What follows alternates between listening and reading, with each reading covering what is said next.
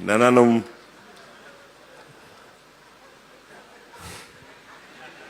I want to tell him something, but I'm keeping myself. Thank you very much for giving me this opportunity for working here for 30 years. I just didn't spring up from Ghana and started working here. When I started working here, a lot of people were in school, some were students, and today they are heading the commission and they are regulating us somewhere.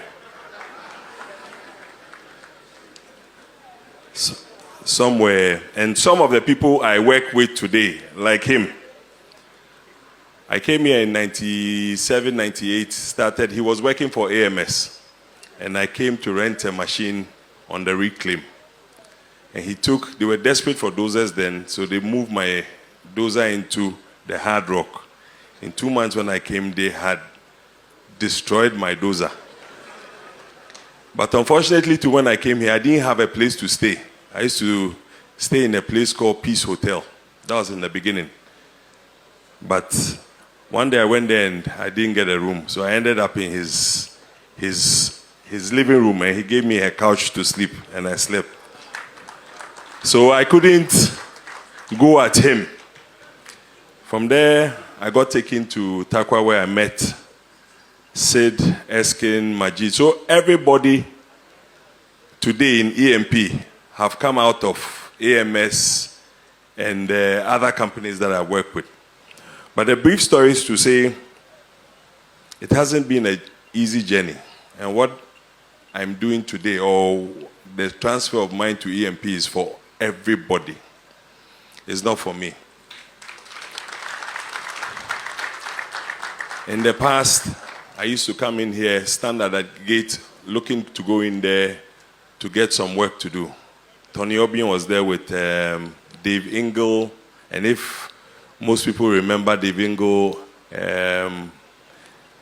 Mike Izan, and so many the other people from Ranger. But after 30 years, I asked myself that, look, can we just still be contractors? We can't do that. After 30 years, I just said to myself that, listen, and Goldfields offered this mine to me. Point of correction, I didn't just spring up to say I want to own Damang. Goldfields said in 2022, we're going to close the mine and we want you to take over, but we'll sell it to you. And I said, you can't sell it to me because you've cheated me all these years. So you have to give it to me. So we agreed. They told me to go to government and get a no objection letter. I went in there. And I must thank our former president, Nanado. He gave me a document to sit with Goldfields and negotiate and keep the mine going. When I did that, unfortunately for me or for EMP, I got called by the CEO of Goldfields and said, look, we have a challenge here working here. How are you going to do it? I said, oh, leave that to me. He says, no, he wants to know because they want to hold our hands. So, me being too known, I went and opened my mouth and showed him how he would do it. Then he later on said, they'll change their mind. I said, no, you can't change your mind. You told all of us you were going, so please go and leave us to do. Fortunately, government came in there and said, look, they'll hand it over. So we engaged government to let them know that mining is not just buying equipment and working in there. It is the key people that you need to put together. So I said, look, if I don't do it today, there's no Ghanaian in this country who can run a mine as hard as Damang, because Damang's rock is the hardest rock in, would I say, Africa.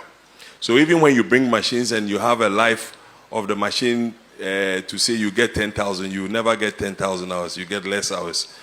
So I engaged government and told them that, look, we'll have to do a big cut, which Goldfields would have spent about $1.4 billion to do it.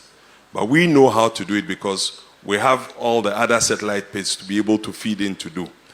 So we did a bankable study, we looked at it and noticed that we could do it. We approached a few of the banks. In here, the bankers are here. One has given us 650 million, another 600. They are competing against themselves, but before they won't follow us. But thank you for coming. I would say that, look, if we all put our minds together, this is a success story. And the plan I have for Damang is not a joke. I just want to prove that we can invest in ourselves in this country.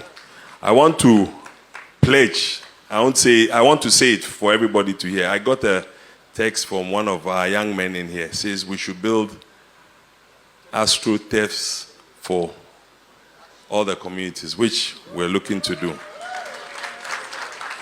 We've applied for Damang to have an airport.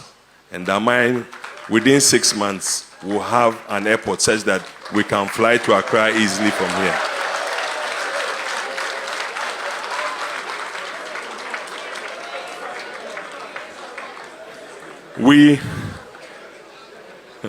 You should have said all that I'm saying. I won't pay you this month. In the next 2 years, we'll be able to drive from here to Cape Coast on a concrete road or an asphalt road. I beg you, this is not political talk, this is real talk.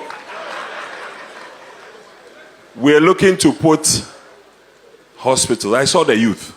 Is the youth here? The Damang youth, where are they? My youth. Thank you. You talked about the hospital. I'm looking to put 2 big hospitals in Damang. Not Damang alone. Is it Damang and Ateku? Or we will put it together. And Aboso. So what I want to say is that whatever money we make from here, we will reinvest it here. And I want to build my own personal house here. So I'll be living with you, Nananum. But thank you very much for giving me this platform. They didn't want me to talk, but anyway, I just said, let me say something. Thank you very much.